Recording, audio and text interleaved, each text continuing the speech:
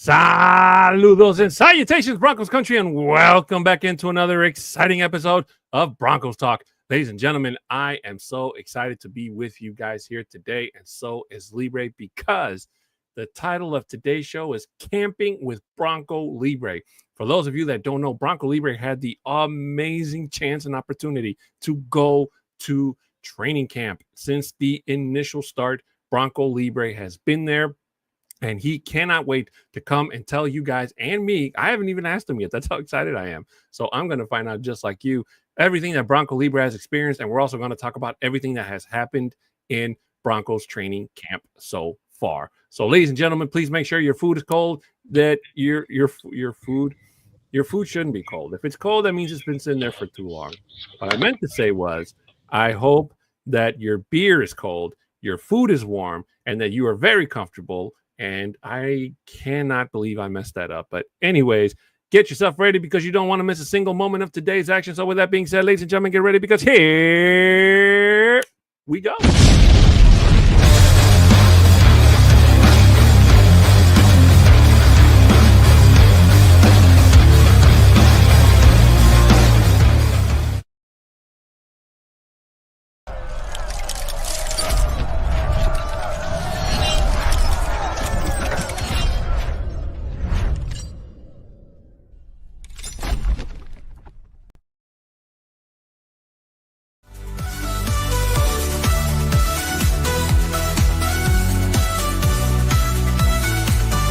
Broncos talk, let's rock, feel the energy rise. From the microphone to the fans reaching the skies.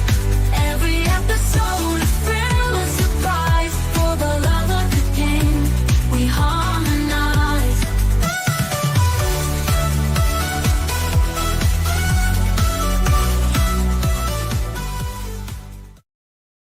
And welcome back in, ladies and gentlemen. My name is Adan Diaz, and joining me to my left or right, depending on which direction you're watching, is my co-host, the man, the myth, the legend, El Terrible Bronco Libre. What's happening? Let's go. Do they call you Terrible because it rhymes with Libre? No. They call me Increíble. Increíble Bronco Libre? Increíble. Not Doesn't terrible. Terrible sound better, though? If you're going to be a heel, yes. For those of you that don't know what WWE is, when we say a heel, that means the bad guy, El malo. el malo. Pero cuando tiene un cara de bebé, el baby face, you're the good guy. Has anybody ever come up to you and asked you, like, hey, are you a good or like a good or bad? No, I've never actually had anybody actually say, "Hey, are you a good guy or a bad guy?" But they do ask me, "Do you actually wrestle?" And at first, like I'll play along. I go, "Oh yeah, I have a championship belt," and like I pull out my the belt that I had custom made for me and so forth. I go, "Yeah, I won this, and it's been custom made for me and all that." It's just crazy because some of the people are so gullible that they believe that. I'm like, how can you guys really think that this is something that really is going on when you see a main, like, I'm with the Broncos, like main, like set up for the Broncos, and you think that I'm actually going to be doing that with the in Lucha Libre or just like whatever? Like, it doesn't. I don't see how people correlate the both of them just because I have the mask on. Exactly.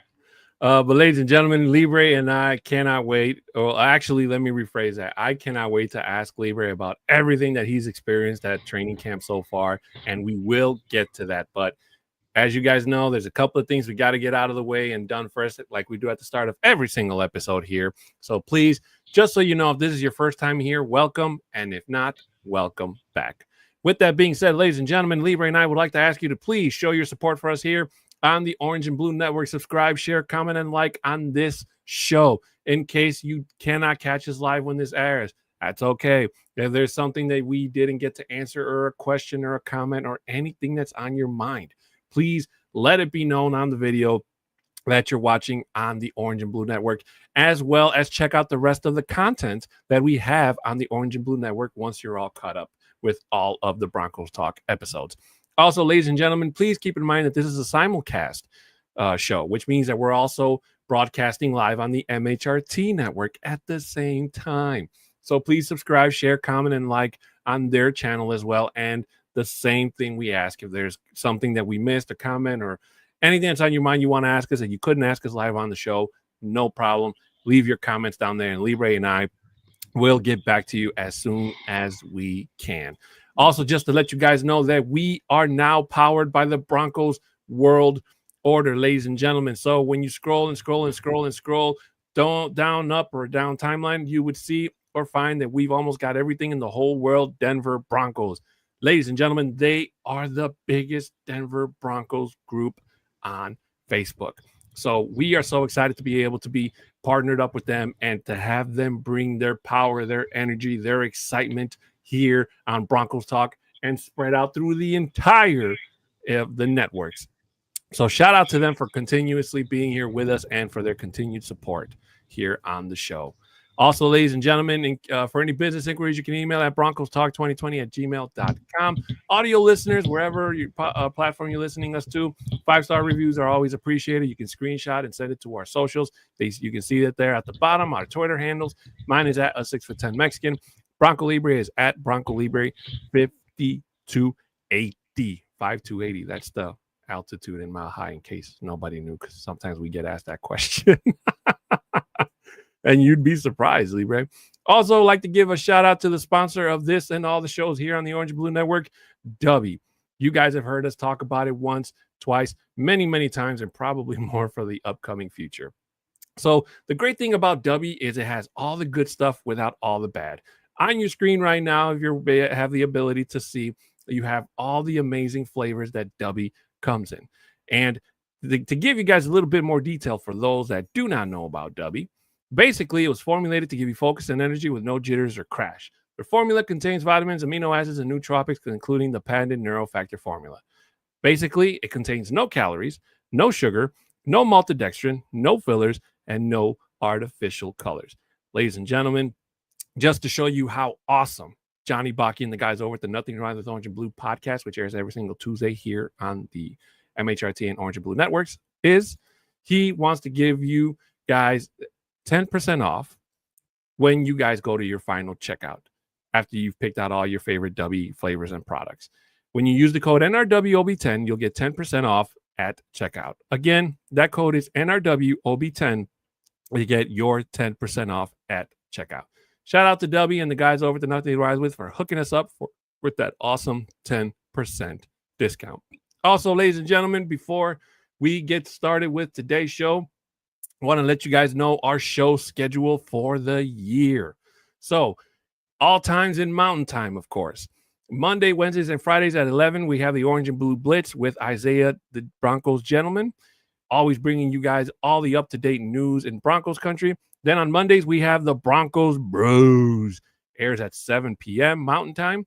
Nothing Rhymes with Orange and Blue is the flagship show here on the Orange and Blue Network. It airs Tuesdays at 6 p.m. Broncos Talk, which you're currently watching, airs at 6 p.m. And then on Fridays, we have the Viva Los Broncos. I know we do apologize. We weren't able to be on the air last week. We had some difficulties that we could not overcome, unfortunately, but we will be back this Friday. And of course, as you all know, it is an all Spanish-led podcast with Libre and myself. For the Fresh Squeeze is always there for you guys for all the breaking news that happened in Broncos country. And of course, before every single game day, 1 hour before kickoff, we have the Get Bucked pregame show where we get to see the good side of Johnny. And then after the game, if the Broncos lose, then we get to see the bad side of Johnny because it's the Buck Your Feelings postgame show. And we air every single game day right after the game ends. And trust me, ladies and gentlemen, when Johnny Baki gets mad, there's no lazy boy that is safe. So also shout out to our TikTok audience out there. Thank you guys so much for being here with us. If you guys have any comments or questions, whatever you guys want to add, please feel free. I know the angle you're watching me on is a little bit weird because you could probably see up my nose. So I do apologize, but it's the only angle I have. Libre, I can't hear you.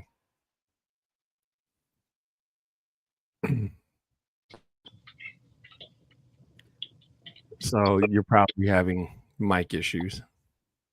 Can you hear me? Yeah, I can hear you now. It's because you have mocos. So if you're watching on the tickety tockety, don't watch it too much on the when you're looking at him because he got mocos. So don't look at it. He's a mocoso. That's what his mom calls him. And already we have some people here in the chat. We have the Mile High City Baby 303 saying they wouldn't let me buy more than one ticket. I'm guessing he's talking about the tickets for the training camp, correct, Libre? No, because you can't purchase tickets to training camp. Tickets are free. Oh, so you'll have to elaborate for us, Mile High City. He says the Broncos family cookout for Broncos fans and Broncos gang members at Cherry Park in Thornton on August 9th. Oh, he must be talking about that. Buying tickets, no, because that's with the Mad Fanatic. So that's what he's referring to that itself. So not sure exactly what he's meaning by the tickets itself, but yeah, he's just trying to announce that the big cookout because Andrew's coming from Mass, where he lives at here to Colorado. So, and again, you have to remember August 9th is our very first preseason game against the 49ers. So what the Andrew and the Broncos gang is trying to do is get everyone together, have a good cookout. It's like a potluck style. And it's going to be at a park, and then it's going to be in the afternoon. So like from 3 to 6 or something like that.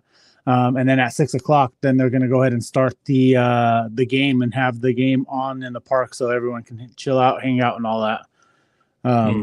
So yeah, need to talk to Andrew, see what if he wants me to attend or not, and see what we can do. Of course. Your cousin Juan Marquez saying, "What's up, Broncos Country? As regards to camp, it seems like the linebacker room is taking most injuries, and court will be in session for 4 more years. Great move, in my opinion." And Shai Vargas saying, "Go Broncos." Let's go. Libre, if it's okay, I'd like to open with that statement. And then, of course, feel free to add your stories about what you've seen in training camp as well. But I haven't been able to keep up with every single thing because, unfortunately, I don't think that they're posting everything in terms of, Broncos media. So I kind of have to try to go outside and get, footage from fans that were there through TikTok and other social venues and try to formulate my own opinions from there. But I will say that the linebacker room, Alex Singleton, is what I'm guessing he's referring to, Libre. Okay. And that it's a hand injury, and this is probably the one thing we were really hoping would avoid Alex Singleton, because it's already bad enough that a lot of people are kind of on the fence with him coming back. We got a lot of feedback from fans that were saying like they would have kept Barton over bringing Singleton back. So it is a pretty big setback. I hope it's nothing serious. I haven't read anything that was saying that he was going to potentially So miss. I have an update on it. Yeah, go ahead. He broke his thumb during practice, and that's what took him out. So he's actually had surgery on his thumb already. It was a successful surgery, of course. So he should only be out, it said, about 4 weeks. So it's not that long of an injury. So hopefully this doesn't hurt him trying to do like getting tackles, because you don't know if he's going to actually put a club on his hand where his whole hand is in a taped up and whatnot. So hopefully it's not going to be something big. One thing that I would have to say from training camp when I was there is that I was surprised that he didn't have a knee brace on or some type of sleeve on his reconstructed knee. That was something real surprising to me. Unless he was already feeling comfortable and so forth, it feels like that's what he is. He's already comfortable with his knee and all that, and he doesn't need it, which is phenomenal and awesome, because that just means that his confidence with it is already there. While I was there watching him practice, he was flying. He was flying around as he had no hesitation, not hesitating with anything, with all the plays, with the motions that they were going through, because of course they weren't hitting and tackling as of yet on Friday or Saturday when I was there, but he looked good. Yeah, well, I hope he comes back. I'm to be honest with you, even if he didn't hurt his thumb and he didn't go through this whole procedure, I really don't think that we were going to see a lot of him in preseason. Uh, Again, he is coming off of a knee injury, of course, so it's a double-edged sword. Uh, it'll be interesting to see how he shows up week 1. I do have like a sneaky suspicious feeling that we maybe might see something out of him like week 3 of the preseason, just to kind of get him used to wearing the pads and getting hit again. Okay. Because being out a year in football is a really long time. And there is so much rust that you have to work out of your system to kind of get yourself acclimated and your body used to getting back in the game. So I really do hope it's nothing serious. I do hope he comes back bigger and better than ever. With that being said, Libre, let's talk about the Courtland Sutton signing. And I've had this discussion with somebody, and we got kind of combative, let's just say, just for the simple fact that we kind of stood on two different sides, apparently. Me, I love that he got a signing. I really do. The man deserves it. That's not a question.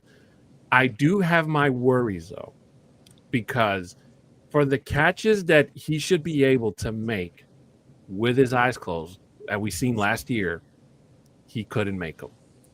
When it's the catches that, he's upside down or one hand with two toes and like these Superman types of catches he seems to make unbelievably, fantastic. And those are the catches that won him that respect, rightfully so.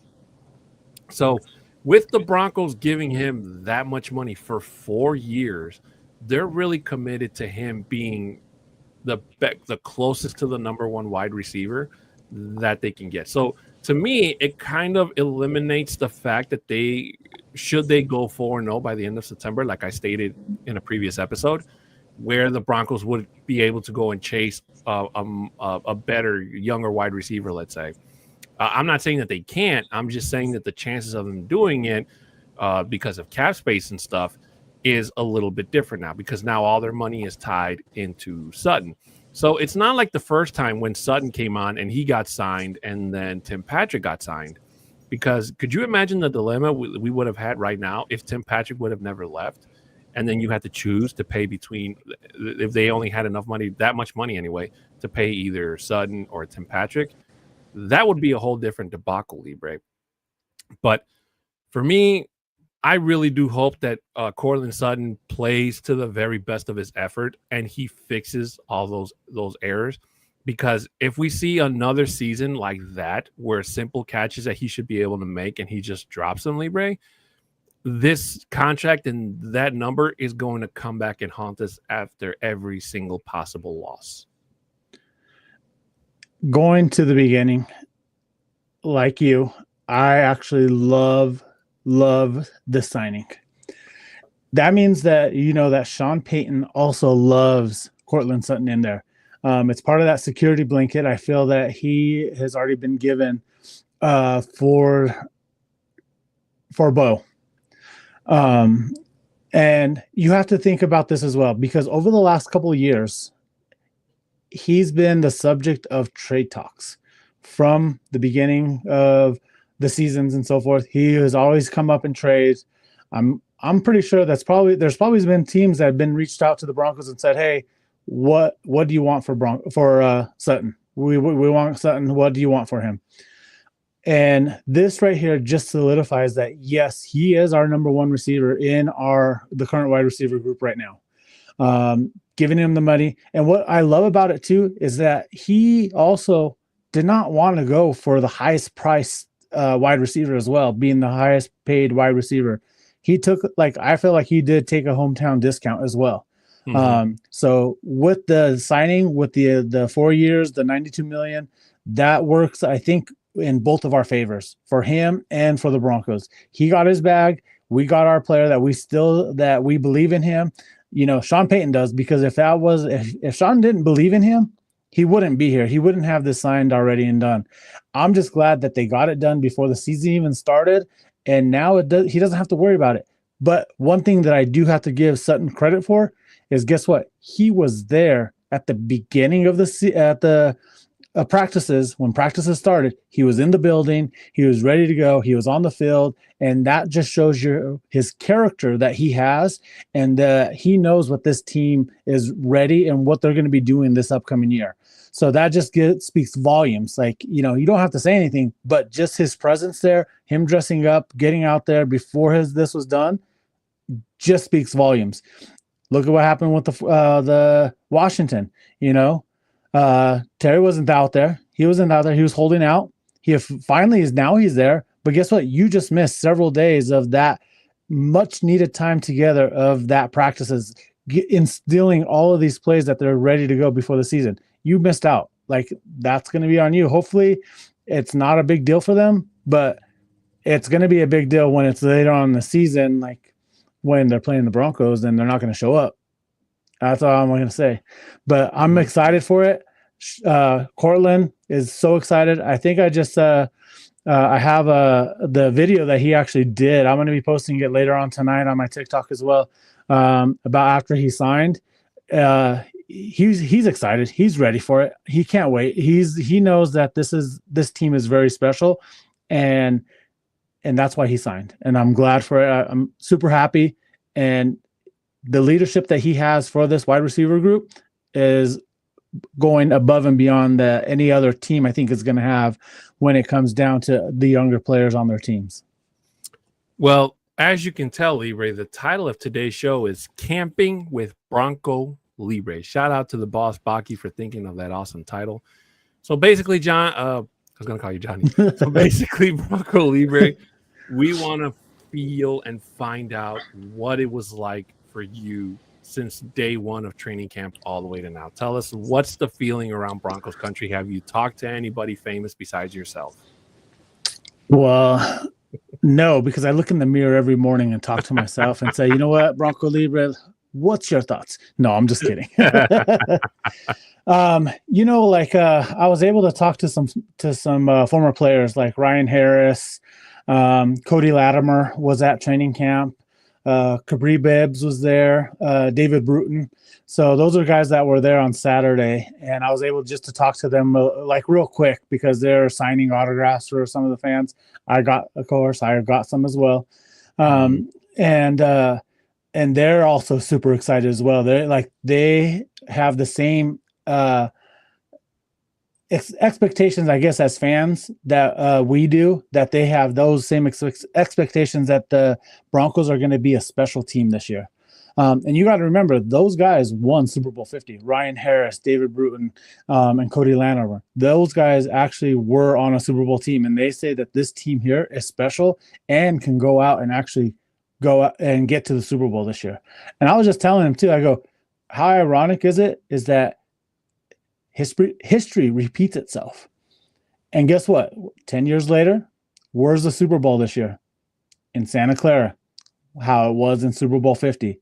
It's just like the stars are aligning for the Broncos just at the right time. And if we can just manifest that and just keep on saying it all year long, I feel that this Denver Bronco team can be there in Santa Clara going for that championship. And you have to think that there's these former players that also think that as well, which is super exciting. That just excites me even more because you have former players that are saying the exact same thing that some of us are already saying as well. And then just speaking with the fans that were there at practice as well, and what they are saying, like just the additions to Evan Ingram, getting J.K. Dobbins, through the free agency itself. And then picking up with our rookies, with Barron, with RJ Harvey, like we just solidified our whole team, and that's just so much better. And a lot of teams can't say that they made their teams better during this offseason. And it's already in the national media that they already saying that this team is already there. Like this Bronco team is there, and some of them have them actually going into the Super Bowl as well. Shai Vargas here saying they said Bo Nix looks faster and quicker. Libre, is that true? It is true. And not only that, is that his decision making is so much better as well. And it's because of him. I think a lot of it has to do with his time with Drew Brees. Sean Payton came out and said that he reached out to Drew, and he spent like 4 or 5 days with Drew, just picking his brain. Like, what was this? Like, what did you do in scenarios like this? Because you have to remember, Drew Brees was there with Sean Payton with the Saints, and he knows how Sean Payton likes to run an offense, how to run practices, how to run or set up a game plan or whatnot. So just being able to get that insight from a quarterback that has already been there and done that, and you have to remember, they won a Super Bowl together. So that right there alone just makes me even more excited, because Bo Nix is the player that he's not a yes sir type of guy. He's asking questions. Why are we doing this? Why are we doing that? Why did you call that play? I want to understand the whys of what you're doing. And that right there makes him a better quarterback. I was talking to one of my other buddies on another podcast yesterday, and we were talking about those whys and about what is making him better. And it's because he's going out there and looking for it. It's not waiting for it. He's not waiting for it to come to him. He's going out there and seeking that information. So that right there is a leadership, is going to make him one of the best quarterbacks in the league. And we're talking about possibly breaking Peyton Manning's records and so forth. And that's very possible with the team that we currently have. How is the crowd out there, Libre? Do you feel like there's more people, more fans out right now at this year's training camp as years before, or do you feel that it's the same crowd and same vibe and same energy? Honestly, that's the biggest disappointment right now, is that it's not the same. Especially for being day one, last Friday, it was pretty sad, pretty weak. The crowd wasn't into it and so forth, but it's also different. It's because of the setup that they have right now. They only allowed 800 people to get into the practice facility. Before, in previous years, there was like thousands. There was one practice, I remember the very first practice, that was didn't have any ticketing system or anything like that. There was over 7,000 people at the training facility. And yes, that was crowded. That was crazy. But it's only because of the way the training facility was set up. Now the hill that everyone knows about training camp, that hill is now gone. So they're doing construction right now and making a better training facility there for the players and everyone else. So once it is completed, it should hold more people to enjoy practice, but it's also going to be giving more of a entertainment vibe with different stuff to be able to do there. But right now, because it's still under construction, they put up some temporary seatings, or bleachers, I should say. And with those bleacher seats itself, it only holds about 800 fans. Once you get in there and actually are sitting in the seats, it is pretty packed and it feels that way. But once you're up and about and you're trying to do little things here and there, it's not that packed, and it's pretty sad. I'm gonna say it is right now. It's pretty sad because I don't know whether the fans were there just to say, all right, we're here. And not excited to actually see the Broncos, because they didn't cheer when the Broncos actually came out of the building onto the field to start stretching and so forth. Some of the Bronco players and the thing is, the way that it's set up is like they have to come to us on the south side of the training facility. So there's the 3 rookies that came up. It was Q Robinson. I can't remember the other one. He wears number 75, Williams, I think it is. He's the one that was like really throwing up the energy. He had a bottle of water. He dumps it on his head, trying to get the excitement, which is nice. As I had one of my friends while we were there at training camp, you could see me. I'm the only one standing up, like cheering and all that, and seeing the guys come up to the stands. So, but with the stands itself, I think it's just, when it comes down to the first year of when the stadium opened, when the whole first level was like more of a corporate type of feel, it's more of that way. It was like a real quiet camp. It wasn't real loud. You know what, Libre, if you don't mind, I have to excuse myself for a few minutes. Do you mind just kind of taking over just for a little bit? Yeah, go ahead. And I'll be right back. Sorry. Not a problem. So yeah, just going back to that itself, it's like it's really sad to see that this year. But again, I feel that because of the situation with the construction that's happening, and they had to limit it, the amount of people there, they're doing what they can do. I was talking to one of my buddies that was out there. He works with the Broncos guest relations. He's a manager of the guest relations part of it itself. And I was talking to him, and I was saying, you know what, though, I feel like the Broncos missed a great opportunity to hold a practice at Mile High. I was telling them about it it was like 10, 12 years ago. They used to hold one practice at Mile High Stadium, which was awesome, phenomenal. I wish that they would gone to it. But he was talking about it is that at that time, they didn't have a lot of concerts as well during the concert stadiums with the concerts itself. So when over the last 5 years, the Broncos have actually had a lot of concerts in the stadium itself. So they have this plastic all over. So it's a hard plastic all over the stadium floor right now on the field itself. So there's no grass.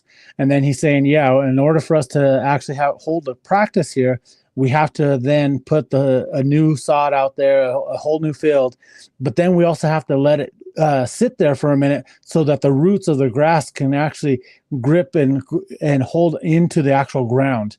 And I was like, at that point, I didn't actually think about that. I didn't really say, oh man, they missed an opportunity. They could have done it, not thinking about the logistics of it. But after he said that, I was like, you know what? That sounds about right, because it doesn't give enough time to do it and whatnot. So I'm actually I was mad at first saying that the Broncos missed it. But at this point, I was like, you know what? It's going to be okay. The Broncos, they did what they could, but the fans themselves is they just need to get there a little bit more. Let me see here. Let me go. So yeah, I'm just excited just for that part of it itself. With the because I'm actually going to be there with the next practice that I'm going to be there is going to be with the joint practice with the Arizona Cardinals. So that's going to be a little bit more fun, being able to see them play. They're going to actually have more plays that they're going to be doing on 7-on-7 or just a full team practice against another team, which is going to be awesome. They are going to do it against the 49ers, but that's going to be of course, in San Francisco itself. Let me get to a comment here real quick. Did that one. Let's see. Here we go. Shy, what do you think? The Broncos will go to the Super Bowl this year? Yeah, like I was saying earlier, Shy, absolutely. I feel that the Broncos this year have a team. They have the players that are actually going to be in here to actually go out there and compete for that Super Bowl. They're going to be in there hitting it hard. I feel like Sean Payton has this group focused. I don't know if you saw the comments with Evan Ingram. He what he's here with. He is ready for the upcoming season. And of course, he's come to a team that he's going to want to win a Super Bowl. And because of what he helps out with Bo Nix, it's going to be in there. And I can't wait for it itself. Sorry about that, ladies and no gentlemen. worries. I'm back. You're good. Just jumping in. Do I think the Broncos will go to the Super Bowl this year? That's really hard to answer, Shai. And I'll tell you why. Because the hype for the Broncos is growing, we need to make sure that the hype doesn't exceed reality again. Okay. We made that mistake in 2022. Okay. When we had Nathaniel Hackett, when we had Russell Wilson, when we thought we were going to light the world on fire. Okay. Something lit on fire, but it wasn't the world. It was literally this team. So to have expectations about a Super Bowl is totally fair. I'm with you on that. But you have to remember that for the Broncos to go to the Super Bowl, they're going to have to face and try to beat the very best that the NFC has. And currently, that is the Philadelphia Eagles. Now, the Broncos are going to play the Eagles this year, week 4, if I'm not mistaken. Week 4. No, not week 4. Week 4 is the Monday night with the Bengals here. Okay, well, one of those days we're going to play the Eagles, and that's going to really be a testament to this question. If the Broncos can hang with the Eagles and keep it close, whether they win or lose, definitely. Definitely, because right now the Eagles are the team to beat and the team that you can probably safely put your money on to say that they will go to a Super Bowl. If the Broncos get steamrolled or they just cannot go up against a Vic Fangio defense, then we have a really big problem on our hands. Granted, the AFC does have really good teams to beat the Bills, the Ravens, and such, but the Broncos can easily beat those teams, or they can contend with those teams. Let me rephrase that. But to go to a Super Bowl, the stakes are high. And the one thing you really do not want to do to a guy like Bo Nix is get him to that level and lose. Because look what it did to Jalen Hurts. Luckily, Jalen Hurts was able to rebound and win his first Super Bowl title. Now, I really do hope I'm wrong with that. I really do hope the Broncos prove me wrong, that they're the best team in the, not just in the AFC, but in the NFL, and they go to a Super Bowl and win it all. And then that way, winning a Super Bowl will really make up for this drought that has haunted us for the last 9 effing years. Johnny won't let me swear, so I have to, that's the closest I can get. For the last 9 effing years, only the diehard fans like Libre and myself have clinged on to whatever little ray of hope we had left. I literally, there's a video I just saw. I'm going to send it to Libre on YouTube where this guy did like a documentary about how the Broncos went from, you know, being on top of the mountain in 2015 to literally sliding all the way down and are now on the verge of redemption and so expected and acclimated to be the team to beat, the team to scale the mountain and be back on top once again. So again, I'm really hoping that the Broncos make it that far, Shai Vargas. But just know that should the Broncos make it that far, get ready for 2 things to happen. Either the Broncos win and we all celebrate and Libre gets to go to another Super Bowl parade and I get jealous, or you can join me, or we're all going to be on for the next couple of months trying to find out who's to blame and whose heads are going to roll, basically, Libre. No, I agree. But like this year, like what we've done so far for this upcoming year, the defense alone, just adding depth to this defense is phenomenal. You can't deny us having the most depth right now. And it's already been said. The Broncos have already come out and said, the players, they come out and said, you know what? I have never been on a team that's had this much depth. We're ready to roll. They're going to have so much fun. It's going to be hard to keep so many players as well on this team, but just know that the depth that we have on this team right now is unbelievable, and it's going to show coming up in the future here. Mile High City Baby 303 says, move to Denver. You know what? If it wasn't for the fact that Bronco Libre already lives there, I don't think the city of Denver is big enough for both of our egos.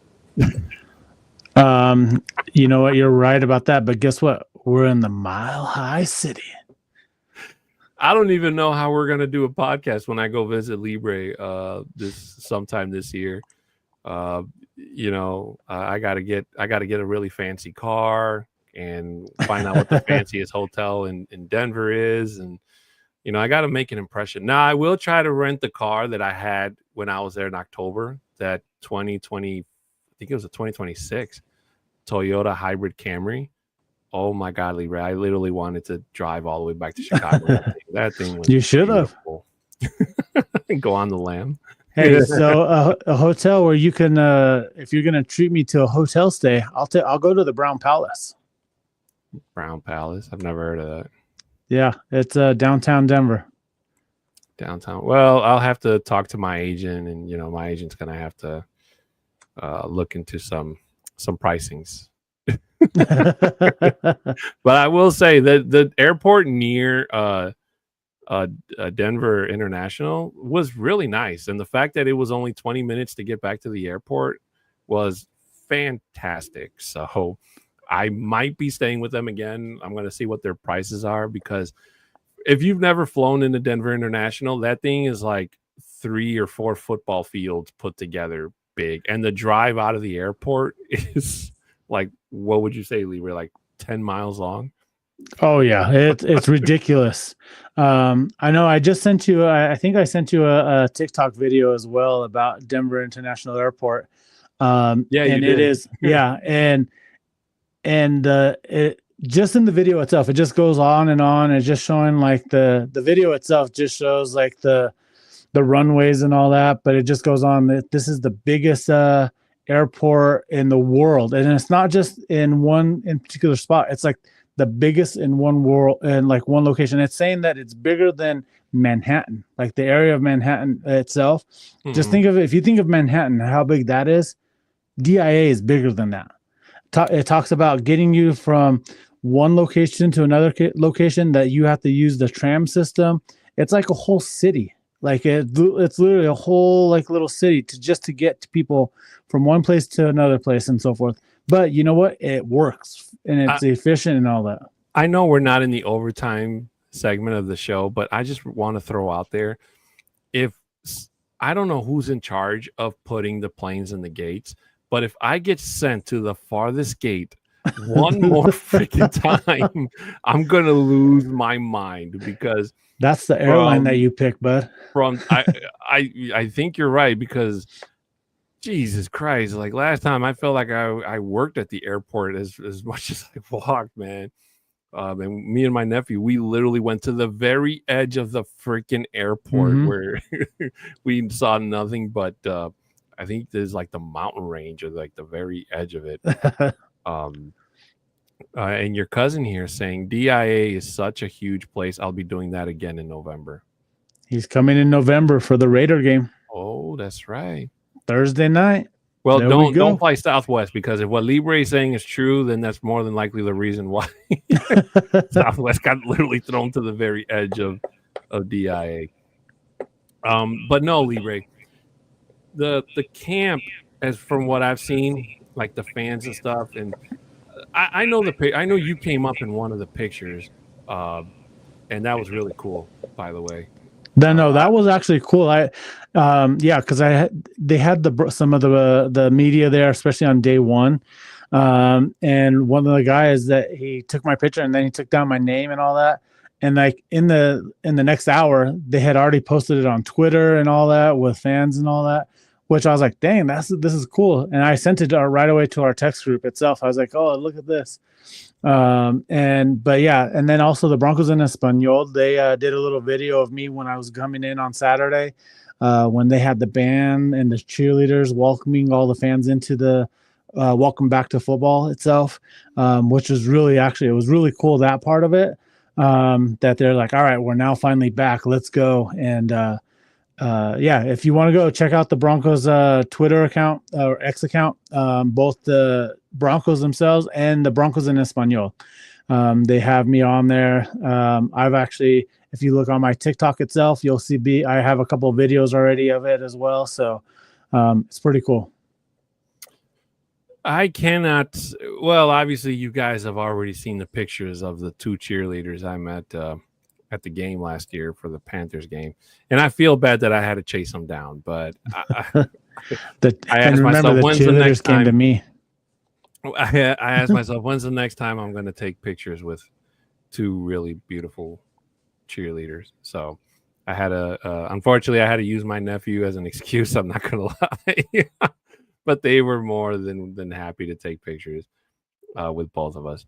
So, but again, the video that I was describing, if you guys follow, just Unleashed Rebel saying Raiders, see you soon. Oh man. You know what? Like, I love all the fans. Like, again, like I've mentioned myself, I'm a fan of fans. And then when you say Raiders, we all follow by suck. I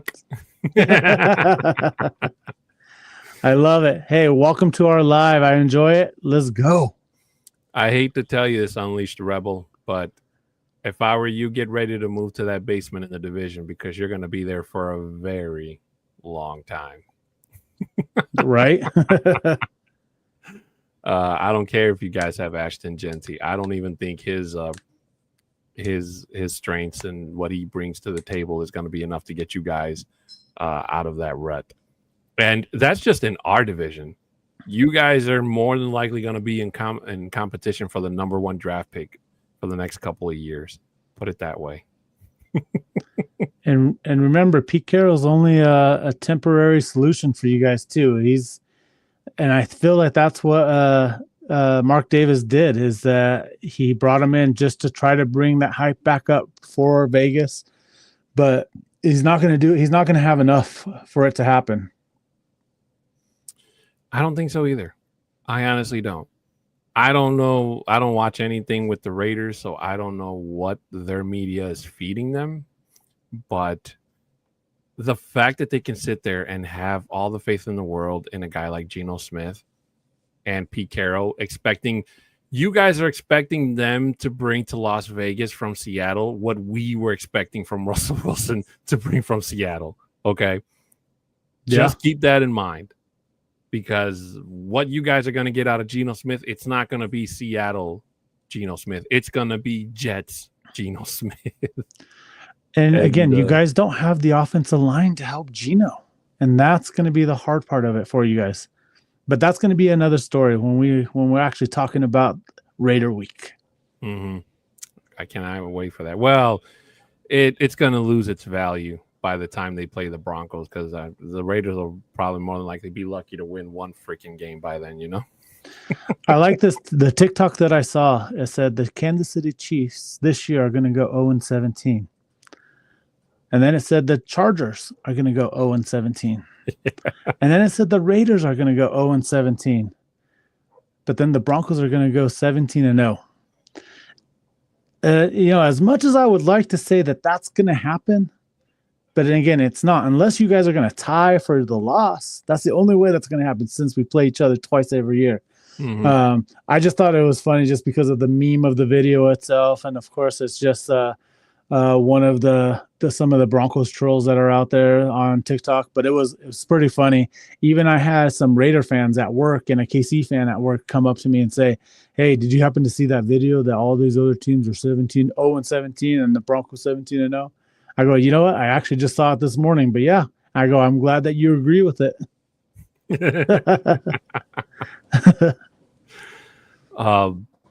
What are like some? Did you see anything at training camp besides the Alex Singleton thing, Libre, where a certain part of the team worries you, whether it's defensive, offensive, special teams, something that if you were a part of the coaching staff where you would go to Sean Payton, "Hey, I saw this, and this is where we need to really concentrate and make better"? So the only thing that I saw on day one was Vele. He dropped a couple of good passes that were right to him, hit him right in the hands. He dropped a couple of passes, but on Saturday, he didn't drop a single pass on Saturday itself. So I just don't know if it was, he was just off on the first day of camp when fans were there. But that was the only thing. That was my right away. My only concern was Vele dropping those easy passes, but he redeemed himself on Saturday. And he did so much better. And I'm telling you right now, just looking at the team, we don't have a lot of weaknesses right now, which is scary. RJ Harvey, let me just tell you about RJ Harvey. Those guys, his thighs are massive. You saw videos, you saw pictures of it, but being able to see it in person, oh my God, this guy has these, and he's short too. So he's 5'9", 209, something like that. But he has these massive thighs. So that means that it's going to be hard trying to get him down. You're going to have to go down low and take him out from the knees below to even tackle him. Because if you're going to try to arm tackle him, it's not going to work, because the power that this kid has in his legs, he's going to break those tackles easy. And then Evan Ingram, I am so excited because of just seeing him, just watching him play here is already so exciting. I know I talked about it, yes, he's the Joker. They labeled him as the Joker during the offseason and whatnot. But being able to see him out there and actually compete on the field, like, I am super excited. He might be wide receiver number 2 with receiving yards and so forth. So that's what I'm excited for because of that itself. I think he's going to be that little dark horse where it's not going to be Marvin Mims at number 2 or Pat Bryant or whatever the case may be. But I think that Evan Ingram might be the number 2 receiver on the team, even though he's the tight end.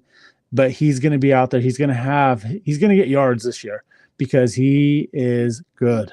He's super good. And I think this is what the defense or our offense needed for what we were missing and lacking last year. It's going to be scary good. Like, Bo Nix has weapons this year. And that's the scary part. If you're going to give him these type of weapons, Bo Nix is going to break records. And I've said this before already, but being able to now see it and see them in practice, it just gives me that more excitement about it as well. So I'm super excited. I can't wait. You know, one of those parts from that video that really resonated with me, Libre, is after the narrator got done talking about everything that went bad through the carousel of quarterbacks that the Broncos went through, from Trevor Siemian all the way down to Russell Wilson. Like, things in Denver were really, really bad. You know, from getting stomped by the Eagles. Remember when they were dancing on us one season when we had Brock Osweiler? And me and you have talked about this before, but the thing that really hurt was the fact that because there was no ownership, because Mr. Bolin had to step down, it kind of felt like John Elway was left at the helm to just kind of like, hey, just do the best you can type of thing. But what he was doing was not working. Actually, 2 things. The narrator brought up the interview where John Elway says he regrets passing up on Josh Allen over Bradley Chubb. And to that I say, we'll never know if that was actually a bad choice, because if he would have brought in Josh Allen, we do not know if Josh Allen would have able to have flourished in whatever offense we had left, because mind you, we had Vance Joseph. The only way you could make that argument was if John Elway would have gotten Kyle Shanahan and he would have gotten Josh Allen. If you put those 2 together, then I totally agree. That could have been a historic Broncos run in a multiverse somewhere out there. But bringing in Bradley Chubb actually paved the way to where we are now. Because in order for the Broncos to have gotten Sean Payton's services, they had to give up the draft pick that they got from the Dolphins for trading Bradley Chubb to Miami. So George Payton was a godsend. Ever since he got here from Minnesota, yes, he had a couple of missed swings. Not every GM is going to get it always right. But with him coming in and him drafting the players that we have now, your Jonathan Coopers, your Nick Bonitos, getting Zach Allen here traded, picking him up as a free agent, I'm sorry. The whole McGlinchey thing, jury's still out on that. And then the ownership coming in and making again, him trading Von Miller is something that we will always agree and disagree on.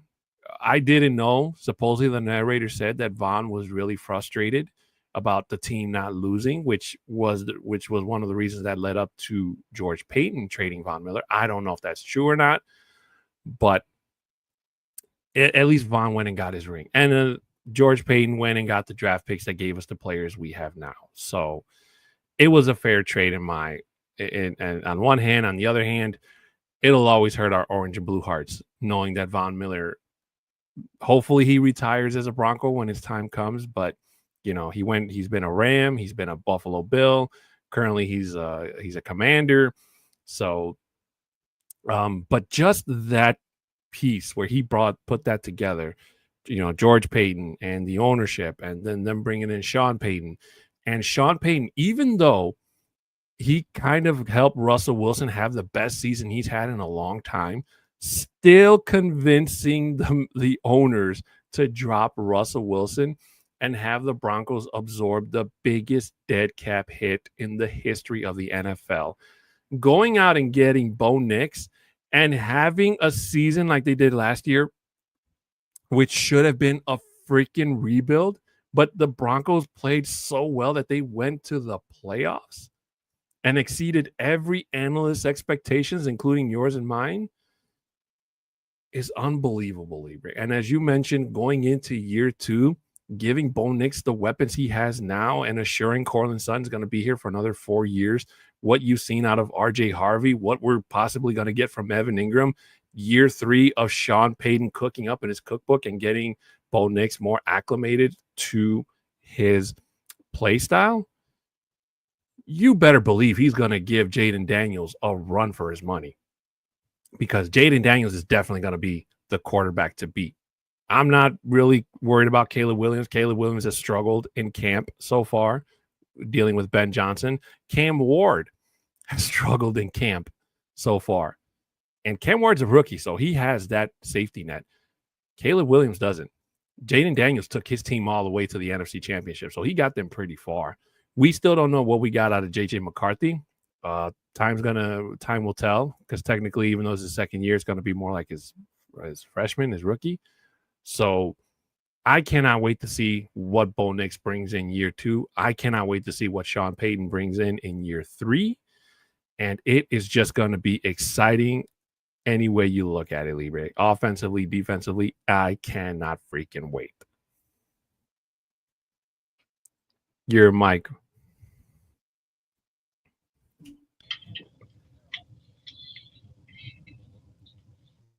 What's that?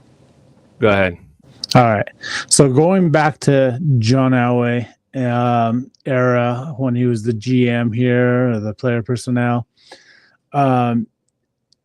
like you were saying, if we would have gotten Kyle Shanahan at that point and getting with Josh Allen, the problem is that John Elway and Joe Ellis at the time, when they had control of the team, when Bolin was going through when he had to step away from the team. Part of it is that I think it was really John Elway, something to do with the Shanahans. They had some type of beef going on or whatever. So, but I was agreeing with you. Instead of him going to the 49ers, he should have came here. Mm-hmm. He should have came in here. But I think because of the type of beef that they had, whatever disagreements that they had, that Elway and Joe Ellis just blackballed him here in Colorado and didn't want the Shanahans to do anything with us here in Colorado. So if they put that aside, yes, I agree with you 100%. If we would have had Josh Allen here with Kyle Shanahan, that would have been a completely different team. But if we would have gone and just gotten Josh Allen and with the offense or coaching staff that we had at that time, I would guarantee you right now, Josh Allen would not be in the league because we would have ruined him. It would have been, he would have been out either by injury or his confidence would have been gone, whatever. I feel that 100% in my whole heart that could have happened to him. But like you're saying, like once that has changed, I think that's really what changed everything. Like if we would have had that, great, but that didn't happen. And with the Bradley Chubb getting all this, and yes, that's where we're at now. This is where we're at today because of all of those decisions that happened in the past. And like you were saying, like not all GMs make the proper decisions and so forth. But again, you never know what's going to hit. It's either going to be a great signing or a bad signing. We just happened to get a bad signing when we did that with Russell.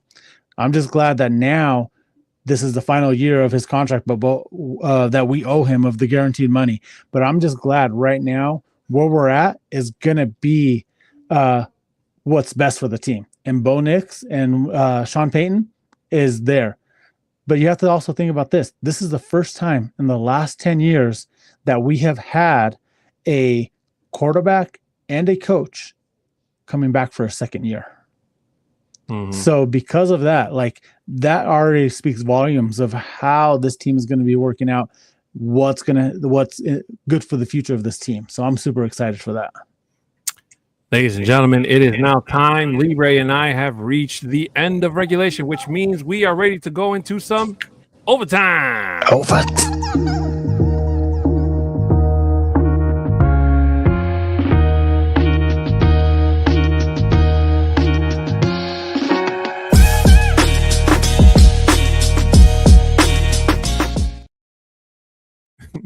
My bad, Libre. No worries. No, we're good. misclicked I that, like bro. that. I don't care. That's fine.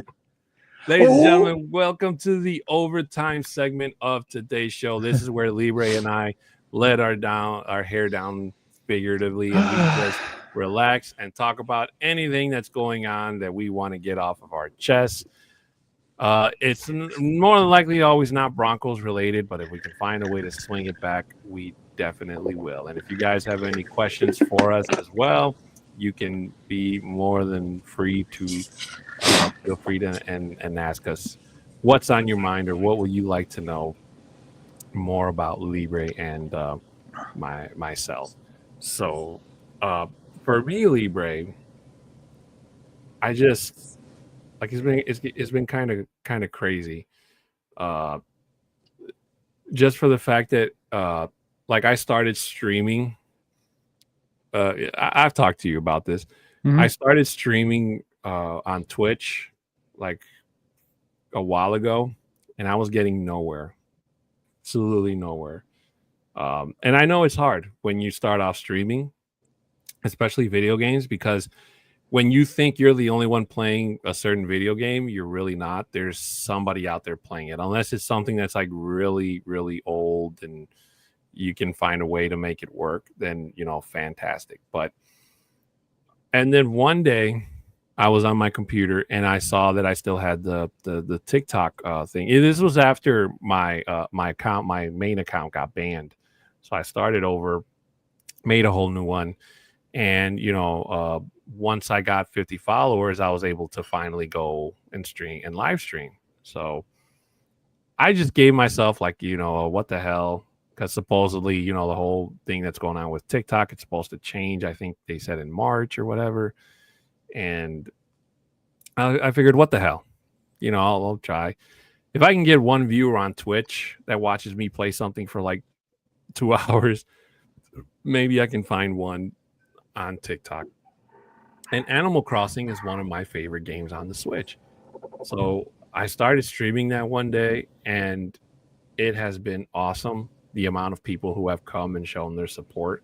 Like I usually get a whole bunch of people that just stop by, and I feel like everybody does it. They click in for a few seconds and maybe see what the vibe is like, and then they leave, which is totally fine. But the fact that I got some people that actually stick around and not just watch, but also, chat and even donate, which I still feel I don't deserve.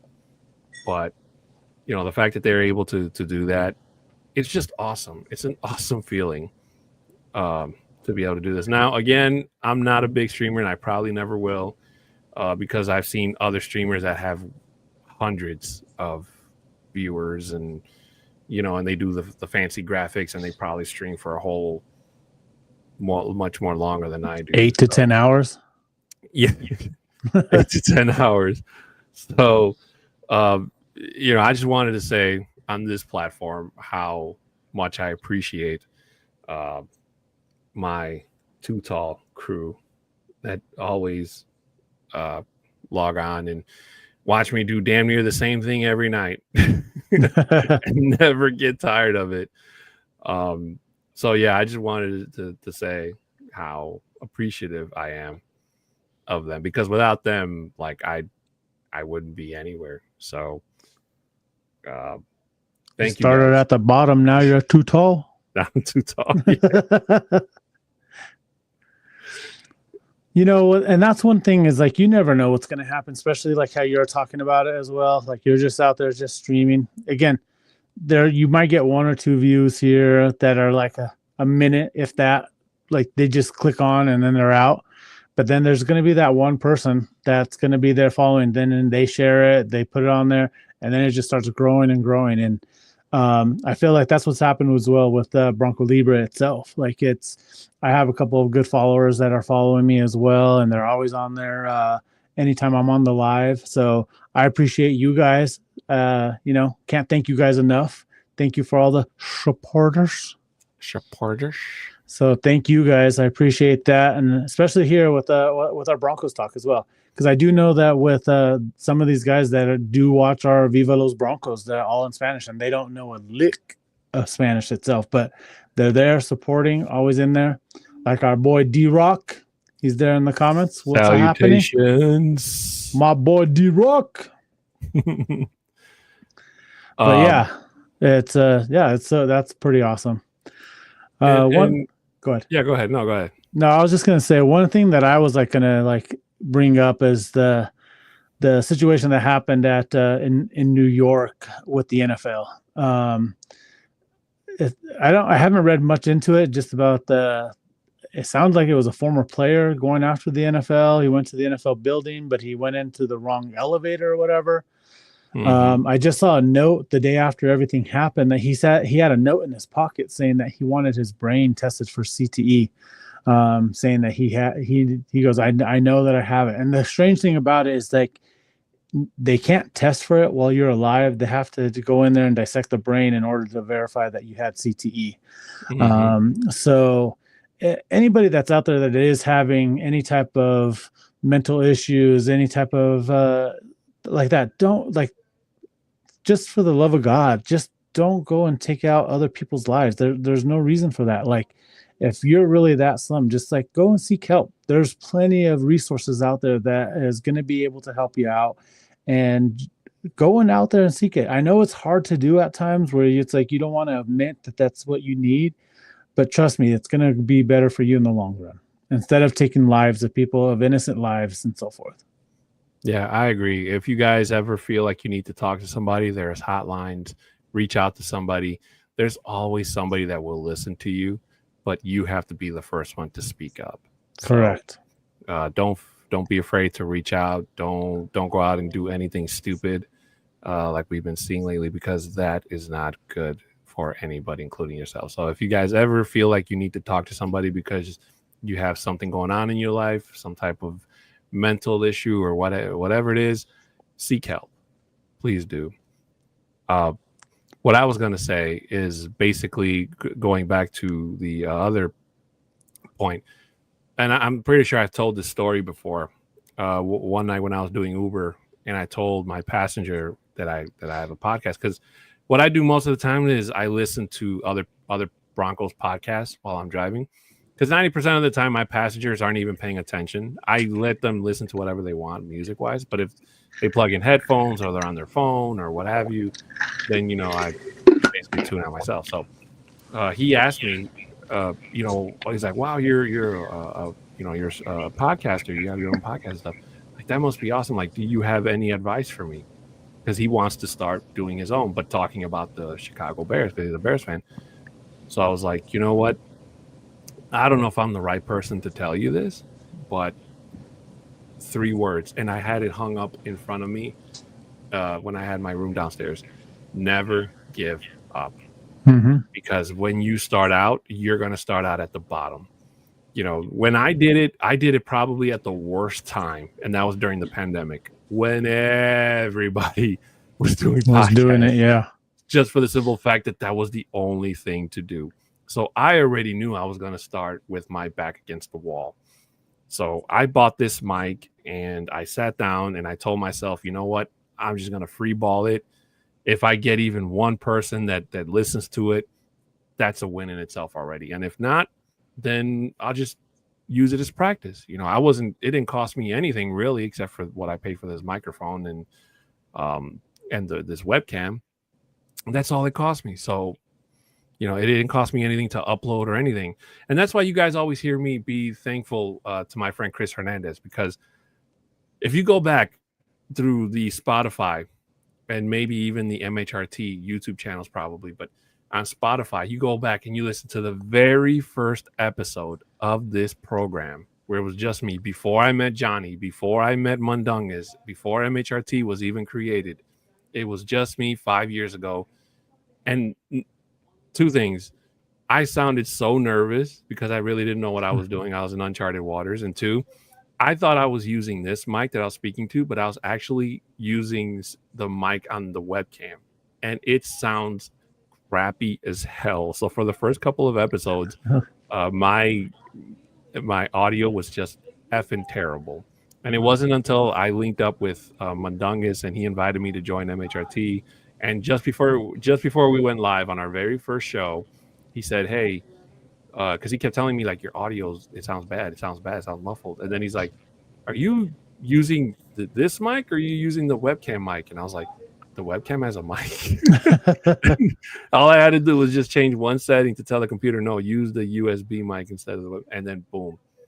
And then ever since then, The rest is history. The rest is history. So it's pretty embarrassing on my part, but I will admit I am not technologically savvy per se, but that's just how it begins. So if there's anybody out there that is thinking about doing anything, whether it's live streaming games or starting your own podcast, don't be afraid to try.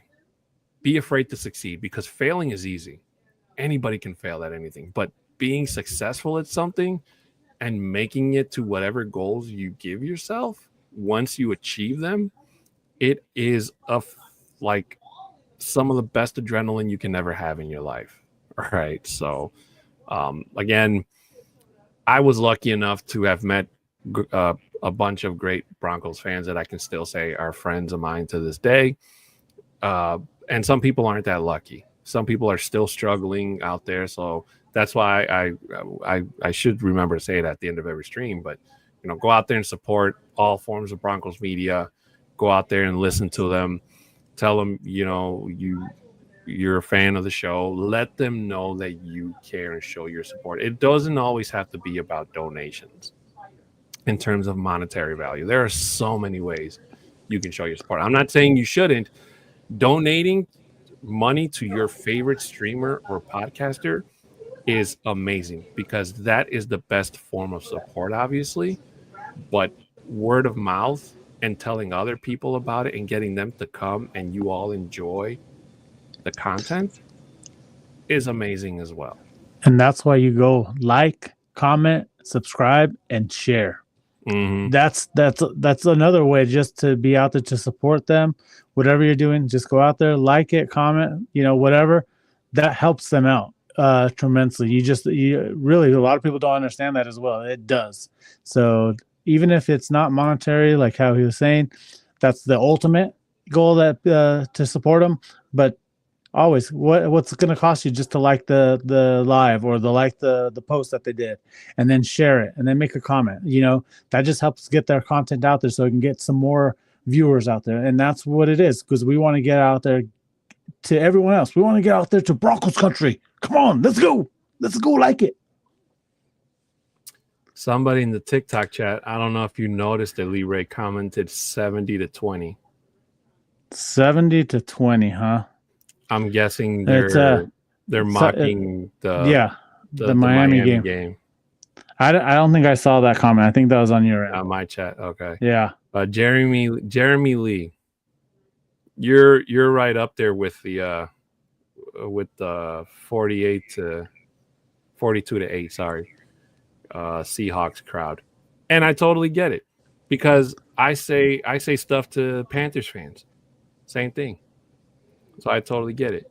Well, Cam Newton at that time made a business decision. Yeah. Just know that he made a business decision on himself. But you know why that game doesn't really affect or hurt anymore, Jeremy? Because ever since that game, yes, that loss was probably the worst loss the Broncos have ever been handed to in a regular season game. But at the same time, that game served as the catalyst to what we have today. Exactly. And if you don't believe me, go ask the Chicago Bears, because the Bears were the very next team that they played after that game. And I know because I was there. And once Sean Payton cut off those sleeves, I don't know what happened in that locker room. The Broncos were down 3 scores going into that game. Every Bears fan around me was talking smack. And then the Broncos came out and they came back. Go watch the highlights. And ever since then, the Broncos have been going on a tear. And yes, they've lost games that they should have won, respectively, but they never let those losses get the best of them. They have not felt the way they felt since that Miami game. If anything, it has served as a catalyst, again, for the defense, for the offense, for the coaching, to say, we will never play a game and be as bad as we were in that game. So again, I know you're trying to troll, We like it. Keep on But- commenting. but keep it coming because we need that fire for the energy to burn in Broncos country. So again, thank you for that. Gracias. Overall, it's all in good fun. We're here. Good banter. That's what we like. As long as everything is being respectful, everything's fun. We love it. Keep it that way. Keep on bringing it on. If you want to keep on reminding us of that 70-20 score, bring it on. I like it. But just know, when was the last time that Miami won a Super Bowl?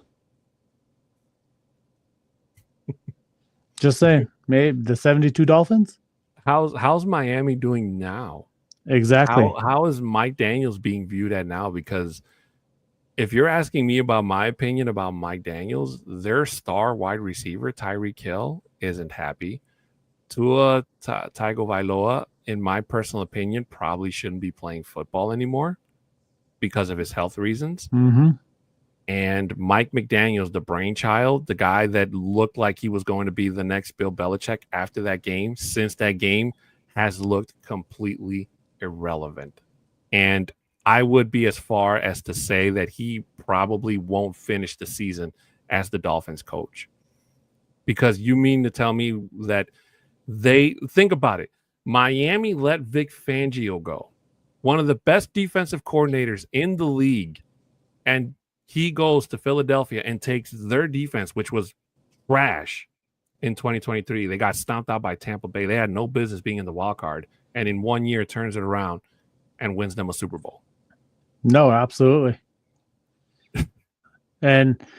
But that's part of it. That's why, again, was it the system there? Is it Mike McDaniel? Was it him? But again, everyone doesn't they were probably butting heads. That's as possible.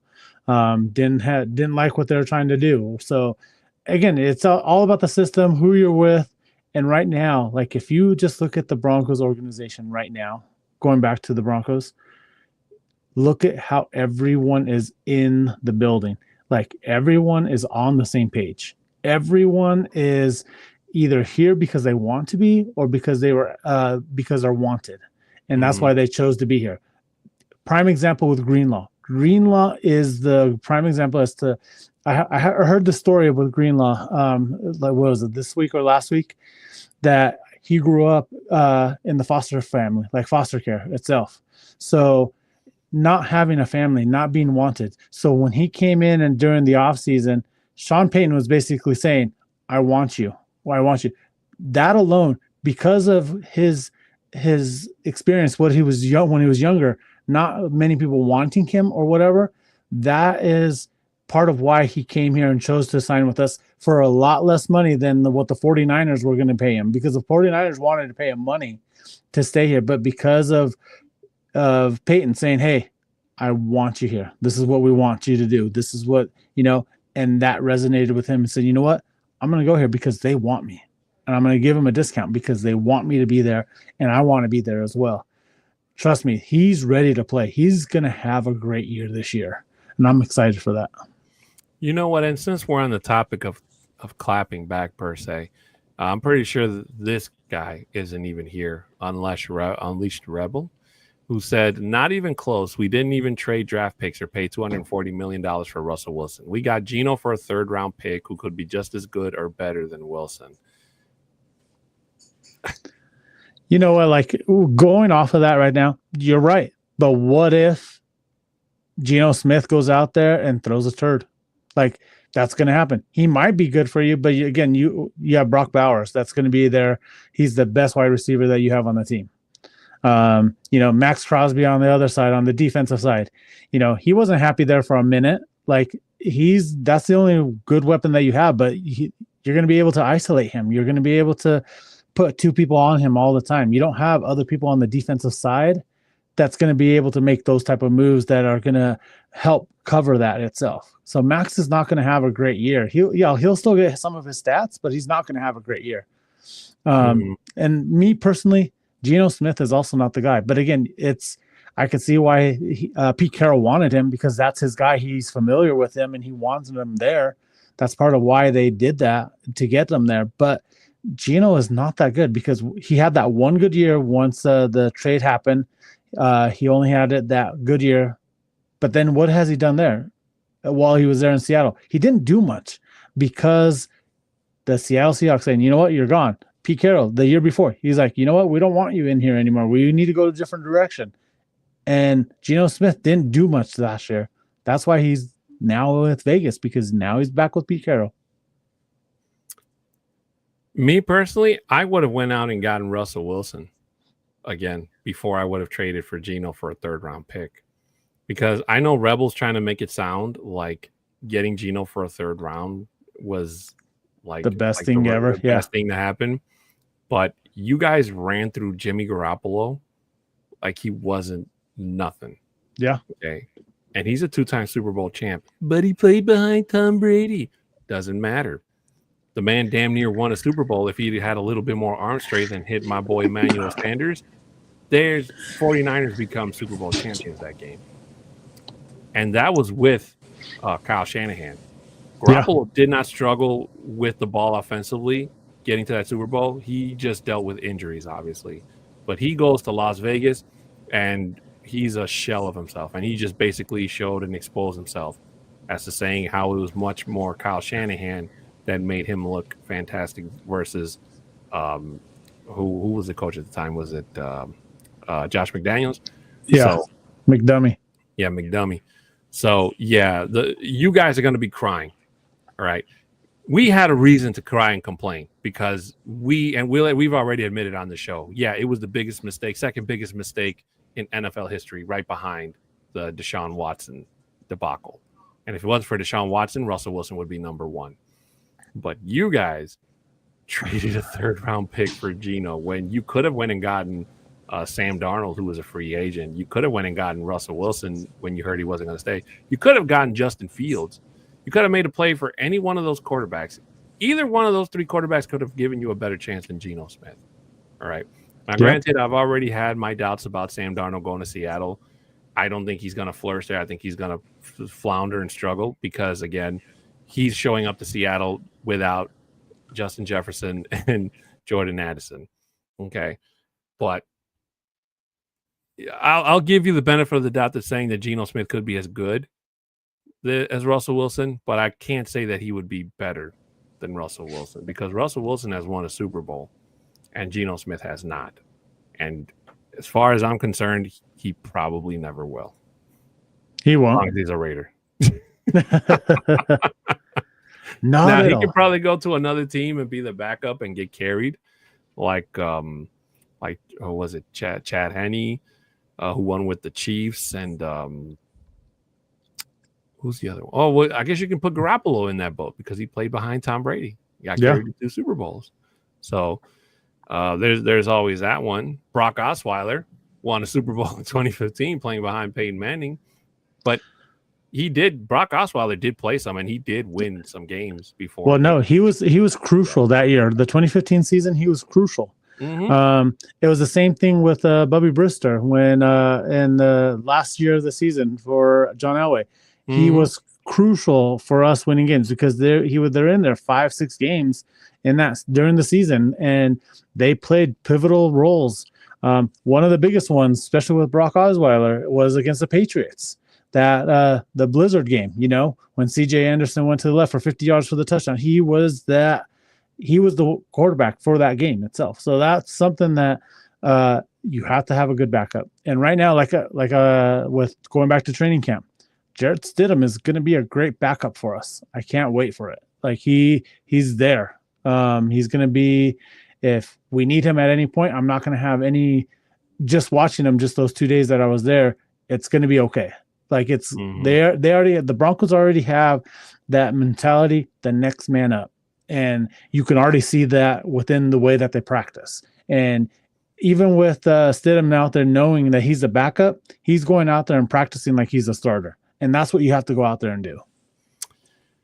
Well, ladies and gentlemen, that is going to do it for our overtime segment of today's show. Libre and I would like to say thank you to everybody in the chat. Mahai City, baby, thank you so much. D-Rock, Shy Vargas, Unleashed Rebel, even you came in and contributed. So thank you for Welcome. Thank you. that. Bronco Libre's cousin, Juan Marquez. Put him up. Fanatic Dak, I know I saw you in here and in the TikTok chat as well. And I believe that's it. And of course, our friends over at Broncos World Order who kicked off the festivities in the chat. Thank you guys so much for being here with us live. Thank you guys for watching us, all the viewers at home, to our fans on TikTok chat. If there's anybody left, thank you. It looks like much. I have two. Thank you guys. Appreciate you guys. I have two as well. Thank you guys for sticking around with us. Just to quickly reiterate a couple of things for you guys, please make sure you show your support for us here on the Orange and Blue Network. Subscribe, share, comment, and like on this and all of your favorite shows here on the channel. Your support is greatly appreciated.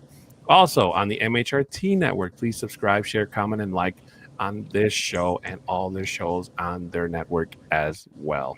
Ladies and gentlemen, please keep in mind that we are sponsored by Dubby, so please make sure you use the code NRWOB10 to get your 10% off at checkout. Again, that code is NRWOB10 for your 10% off at checkout. Shout out to Dubby and to our friends over at the Nothing Rhymes with Orange and Blue podcast for hooking you up for the 10% off. Audio listeners, please make sure you give us 5-star reviews. Are pretty much appreciated. If you want to send a screenshot and send it to our socials, we'll be more than happy to shout you guys out. My TikTok handle is at the Twitch handle is at a 6'10" Mexican. It's technically the same thing almost. And Bronco Libre is at Bronco Libre 5280. For any business inquiries, you can email at broncostalk2020@gmail.com.